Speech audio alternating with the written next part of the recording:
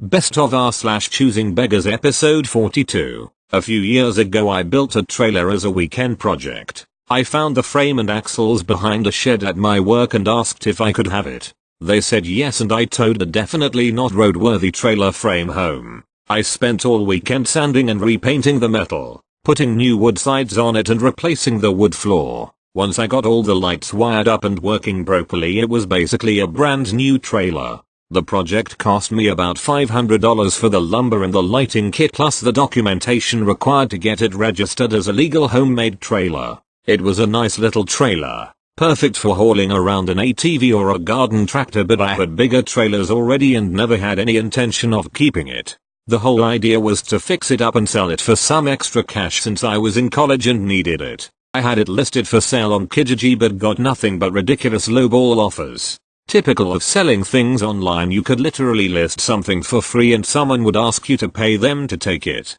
I took the ad down and just chained the trailer to a tree at the end of my driveway with a for sale sign on it with my cell phone number on it and the asking price. I figured this way I wouldn't get as much haggling as I live in a pretty small town and it would likely be someone I knew who'd end up buying it. Well, I was wrong about that theory. I get a text one evening and the conversation went as follows. "Hey, can you come take this chain off your trailer? I want it." "Okay, do you have the money with you?" "I have $300, that's all I can afford to spend." "That's nowhere near my asking price, plus it cost me more than that to build it, so sorry I can't sell it for $300. "OMG, you built this? How do I even know it's safe then? You really shouldn't be charging at all for something homemade. I have all the paperwork to say it's okay to be on the road, plus it's literally just steel welded together with some wood added on. I'm not doing anything different than what the factories do." "Well, you're not an engineer so you can't say whether it's safe or not, so therefore I won't be paying you a dime."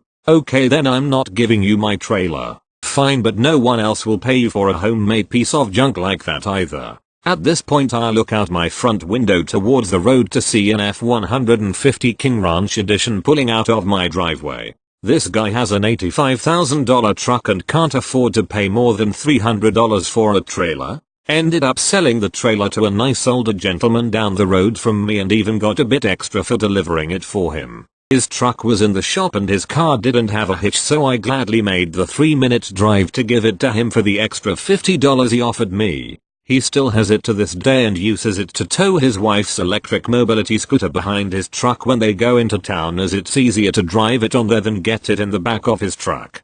Thank you. Next. Buckle up guys, this is a pretty long and wild one. So this happened a while ago, when I lived in Hawaii. Some backstory. I worked as a receptionist at a hair salon in the biggest mall on Oahu and monthly rent for the store was about $8K. So eventually the company just kinda folded, and we had a going out of business sale. On the very last day, we had 2 workers, the manager and the regional manager in the store to help.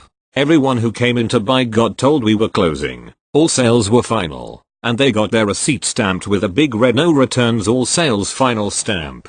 So, enter the choosing beggar.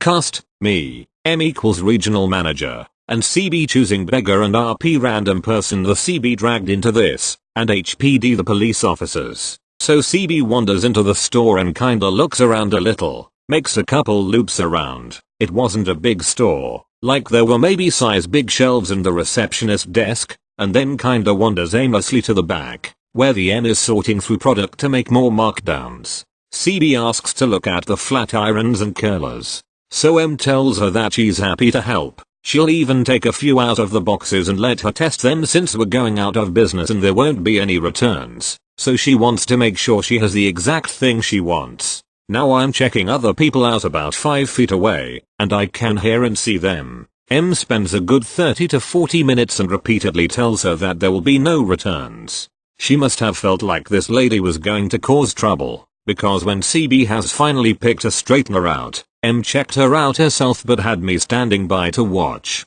So while she's doing the transaction, M tells CB one more time that this is final sale, we won't accept any returns and we're going out of business. CB agreed. M finishes the transaction, takes the receipt and stamps it with final sale no returns accepted and circles it.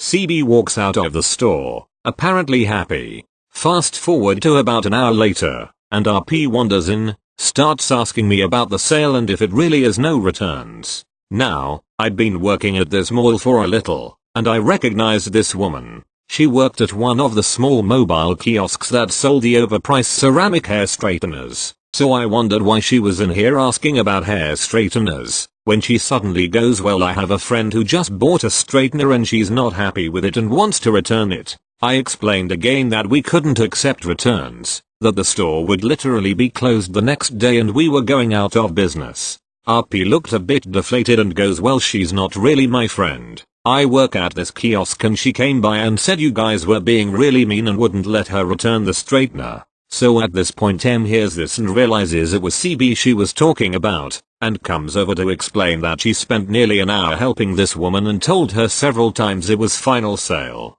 So RP wanders out, and about 15 minutes later CB wanders back in. CB, I want to return this straightener. M, I'm sorry, but as I told you before, all sales are final today. CB, I just bought it today. I still have the receipt here. She flashes the receipt with the final sale stamped on it, so you should be able to return it. M, no, I'm sorry, but I can't do any returns today. All sales are final and it clearly says so on your receipt. CB, no, that's not fair, you have to return it. That's the law. On the back of the receipt it says I have 30 days for a full refund. They go back and forth for a minute or two more, and then CB huffs out of the store, stands outside and makes a phone call. The M and I think nothing of it until two HPD officers show up and CB starts gesturing angrily towards us. HPD Gus must have immediately realized what had happened, since she showed them the straightener and the receipt, but they came in to talk to the M anyways. At this point M is so angry and frustrated. M explained the situation, and HPD just shook their heads and went back outside.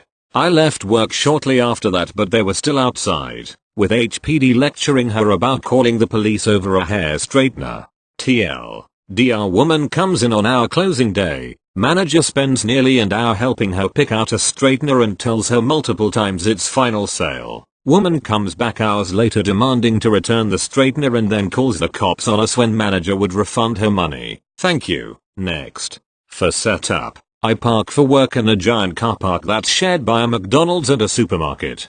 The supermarket also has a sandwich deli that serves fresh, huge, pretty healthy sandwich and similar products. This was after work and I was famished, so decided to be naughty and grab a snack from the McDonald's. As I was doing so I got stopped by a beggar, asking if I could help him out with some food. I'm somewhat jaded with encounters such as this, so I say I can get him a specific thing from McDonald's if he's happy to take that, not just offering cash or going to get badgered. The beggar looks nervous, clears his throat, and says he would prefer something different. If possible, sandwiches from the deli are more filling and healthy than a McDonald's snack. If possible, and only if possible, would I mind getting him a sandwich from the deli instead of a cheeseburger or whatever? Thank you. Next. So I work at a fast food pizza place and really enjoy my job and the people I encounter. There was this one homeless guy who always rode a bike around and would sometimes come in and ask for food. Usually we would try to look at the waste and see if there was anything worth giving him, but oftentimes there wasn't any. This was technically against corporate policy, but the owner never really cared because he was a franchise. The guy was really nice, and barely ever put up a fuss if we didn't have something for him. It was near Christmas time when this other homeless guy, who I'll call Choosing Beggar, CB, came in and started asking for food, and that the bike guy told him we help people like him out. Apparently, the homeless guy I was talking about before brought his friend with him. To be clear, CB was not like the other homeless guy, who I'll refer to as Bike Guy, BG. He was rude and acted like he deserved everything he was given. I asked my manager if we had anything to give him and she said she'd check when she had a chance, which left me to deal with CB and make sure he didn't steal or freak people out or something. Then came BG, who I greeted. CB smiled and said something along the lines of "Where's our pizza?" After a bit of time, barely more than 5 minutes or so, CB started getting antsy. I was dealing with a customer when he interrupted me mid-transaction. Again, he asks "Where's our pizza?" which I replied with "It'll be just a second." A few minutes later my manager gets me a waste pizza and I hand it to him. CB snatched the pizza like a protective mother would her child, and thanked me sarcastically. I didn't think much of it, and went to the kitchen as to help out. My co-worker, Brian, and I chat about how CB was so rude and acted like he was a king or something. That's when Brian said he saw BG and CB taking a leak behind the building. That kinda pissed me off, since these guys didn't even respect the establishment that went out of their way to give them free food. I shrugged it off and hoped they'd just leave after they were done. Unfortunately, they didn't leave right away. Instead, CB would throw pizza crusts out the door and basically harass anyone who would walk in. I even overheard him saying something about a Latino woman who was a regular, saying things like how come she gets to come to America and be warm when I've lived here my whole life and look at me. After a few minutes of this, the two went outside and I thought that was that. Nope. Apparently, CB and BG decided that it was a great idea to stand outside the building and beg customers for money as they walked in and out. At this point the customers had complained to one of the two managers on staff that night. She had actually broke down in tears as she told us about how the customers ranted about the homeless guys. Finally, the other manager, who gave me the pizza to give to them, had enough and told CB and BG to leave and never come back. All I heard was CB saying he thought the pizza was trash anyways. Technically he was right because it was waste and was going into the trash anyways. He even went as far to say that he should be allowed to get the waste food whenever he wants, regardless of what the customers said he did. Eventually they did leave, once the manager said she'd call the police for soliciting. From then on, CB and BG were banned from eating there, and told us that if they came back we would have to call the police on them for trespassing. Anyways, I rarely see them anymore. Good riddance. Thank you. Next. My dad was just going to grab a coffee when he was approached by the beggar. He felt bad for the guy, but wasn't trying to hand him cash, but was feeling generous and so decided to offer to buy him whatever you want off the menu. The beggar hesitated for a second and then said okay. So my dad pulls out of line and parks to walk in with the beggar. My dad goes to the counter and says, whatever he wants off the menu. The beggar starts ordering all these different sandwiches and before you know it, it's a $15 order. My dad tops it off with, and a medium black coffee. The order comes out and my dad and the beggar part ways. My dad hops in his truck and sips on his coffee feeling like he really helped someone today. As he pulled around the MCDS he spots the same beggar trying to sell the sandwiches to the people in line for cash. Thank you. Next. For setup, I park for work in a giant car park that's shared by a McDonald's and a supermarket. The supermarket also has a sandwich deli that serves fresh, huge, pretty healthy sandwich and similar products. This was after work and I was famished, so decided to be naughty and grab a snack from the McDonald's. As I was doing so I got stopped by a beggar, asking if I could help him out with some food. I'm somewhat jaded with encounters such as this, so I say I can get him a specific thing from McDonald's if he's happy to take that, not just offering cash or going to get badgered. The beggar looks nervous, clears his throat, and says he would prefer something different. If possible, sandwiches from the deli are more filling and healthy than a McDonald's snack. If possible, and only if possible, would I mind getting him a sandwich from the deli instead of a cheeseburger or whatever? Dude looked so ashamed and nervous about asking me to go an extra step on his behalf, but he was right. I tell the dude to not sweat it and wait right there. As I'm making the order at the deli, I tell the worker about the whole thing. She finds it so sweet she gives me 3 sandwiches for the price of one to take out to the guy. The guy tears up when he sees the small feast I've brought out for him, and I tell him to thank the deli worker as well, since she contributed too. He mutely offers me one of the sandwiches and we go back and forth for a bit. He's insistent that this is so nice I need to have one to enjoy myself too. It's only dropped when I point out that the sandwiches were specifically a gift from the deli to him. It would be stealing if I took them. So, the guy was, literally, a choosing beggar. I was going to offer him a cheeseburger or some chicken nuggets. He specifically tried to choose something else. It was also one of the nicest moments in my life.